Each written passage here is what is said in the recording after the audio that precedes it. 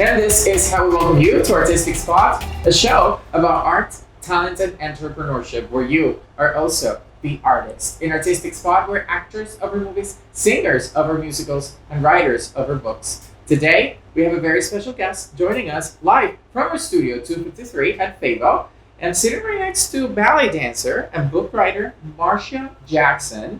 And once again, my name is Jose Rodriguez Harmon. I'm your host. Marsha, thank you so much for joining us in this special episode of Artistic Spot. It's wonderful to have you. Thank you. It's a pleasure to be here. Thank you. You are a ballet dancer. I was a ballet dancer. Well, I think you still are. Well, in my spirit. Exactly, and that's what really matters. Yeah. But I want you to tell your story to our audience watching this episode everywhere podcasts are available and on our YouTube channel. Okay. Well, I loved ballet all of my life, but it was never available to me until I was an adult with small children. And then I had the time and the means to take classes. And I started, my first class I walked in and I just felt absolutely in love with it.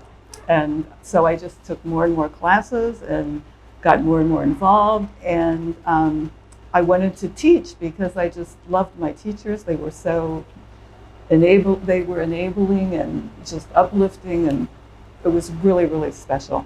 So as I continued with my studies, within 2 years I was able to teach small children, and I started subbing for different places, and then I continued teaching for many, many years. I had my own little garage studio for 5 years, which was really fun, and I'm still in touch with some of those students. We had a great, great time. And then I was teaching adults, I guess, after my grandchildren were born. And I had taken my grandchildren ice skating because they were in the skating program, and very good. And I had skated all my life, so I wasn't concerned. But we had a great time for an hour on the ice, and then leaving, I tripped and fell, and whammo, I was wiped out for 6 months. I broke several bones, and it was a very long and painful recovery. But I did the work and went through physical therapy, and had to quit my teaching jobs, of course. But I did make it back to being fully mobile, which was really, really great because I was not a spring chicken when this happened. And so I just, slowly got my body back and continued to do the ballet exercises, which I still do every day. That is wonderful, Marsha. For those people that are watching our episode, what can you tell them whenever you have those unexpected situations come to your life? Mm-hmm. What's the best way to face them in order to, in your case, that's your passion? Yes. Because I can see that. And even you have a book regarding ballet, but we're going to talk about that in a few minutes. But what can you tell our audience on how to change unexpected circumstances that may take you out of what you feel most passionate about? Well, life is full of surprises, and every day is a new day, number one. And I think that acceptance is very, very important. You just, if you find yourself one day or one moment, in my case, where your life has changed, and you look for the positive in it. And so that's what I did. I mean, I wasn't always that positive. I was, it wasn't easy. But in retrospect, it made me a better person. That's what I could share with people. It just opened my eyes to the simple pleasures that we take for granted every moment. I mean, basically, I couldn't drive for 3 months, so that was, that was not easy. And so I think it's just, being open to what comes your way and making the best of it. And one of the best things about that was your book, which is self-published. Yes. Everybody Danced. Yes. Available on Amazon. Yes. What can you tell us about Everybody Danced and how that baby was born? Well, it is very interesting how it came to be. I think I had always wanted to write a children's book, and again, just like ballet, but it's one of those things you just, put on the back burner. But in this case, the time was right there for me with nothing else to do. And I kind of had this, what the most inspiring thing for the story was I was watching not NPR, the PBS. And I saw this little fox jump up in the air and do a nosedive into the snow. And that visual and the facts that went along with it just was really interesting to me. And so that stuck in my mind. And then, and I had my little granddaughters who I love to read to. And so the story just kind of evolved. But the fox was something I wanted to use. And I knew I had to use ballet because everything I've read write about what you know. And so the story just began to kind of unwind, and I would read it to them and say, "What's your reaction?" And I'd watch the reactions, and it was it just kind of evolved that way. That's beautiful. So where can people? They can go on Amazon. Can you tell us a little bit more about the price of the book, and what are your expectations? Which are your expectations after this? Do you have anything in mind? Or anything on the bucket list? Maybe a second kids' children's book? Yes, I'm kind of, I kind of have one perking and thinking about it. And yes, and it will come if it's meant to be. So. That's good what you said. If it's meant to be, it will come. It will. So that's a very, very important message for our audience about letting things go and things will happen your way. And being open to what comes to us.